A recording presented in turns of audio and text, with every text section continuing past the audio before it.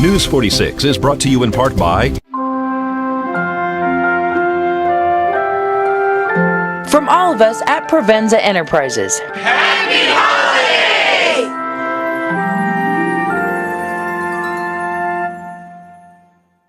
I think maybe a lot of people don't appreciate the situation we're in here. Our valley is way over appropriated, and we have upwards of 12,000 domestic wells in this valley. Just the domestic wells alone use up pretty much the recharge. So this is a pretty serious situation. I've lived here for 33 years, and I know that my personal well has dropped about a foot a year over the past 33 years. So, and it's continuing to go down. We are mining the groundwater. We need to be a lot more conservative and a lot more careful with this very precious resource. Conservation, how do you plan to get that word out? Well, one of the budget items was for education of conservation, and we haven't gotten down exactly what that means yet, but this is one of the things I'm very passionate about. And I would like to see curriculum in the schools in all of Nye County, in addition to pamphlets or, things that are distributed to the people here so that they, take better precaution and treat the water that is so precious to us with much more respect than we do right now. I mean, I got to tell you, Selwyn, it makes me crazy when I drive down the street and I see sprinklers going into the street. It's like, we have to be a lot more careful than that, a lot more careful. So I want to train the children to treat this as the desert environment that it is. We live in a desert. And you'd like to urge residents to attend these regular meetings every so often? Absolutely. I think I would like more people to come so that they know what we're doing and how hard we're working to try to protect the water for them. There's a big misconception out there, and people are, I don't know, I just think that they don't realize what we're actually doing.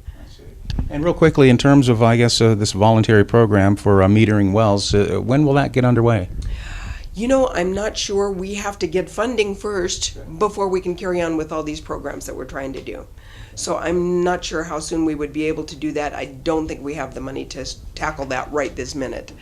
But hopefully we will get the $8 per parcel fee to carry on with this work. Donna, you just gave me a term that I'm scratching my head right now. Transpiration. Okay, evapotranspiration. Explain evapotranspiration. Okay, that is one of the other things that we are monitoring right now. Vegetation takes water out of the ground and expires it into the air, and that's evapotranspiration. So it is another use of the water here. And a lot of times, I know sometimes they do scientific studies by aerial photographs. They could tell how much is growing in an area and approximately how much water that's going to use. So that is one of the other items that we'll be monitoring, so that we've got a really good handle on everything that's going out of the basin. Yeah. Whenever we hear of plants taking up water in the desert, usually salt cedar comes to mind. Oh, thank you for mentioning that. Absolutely.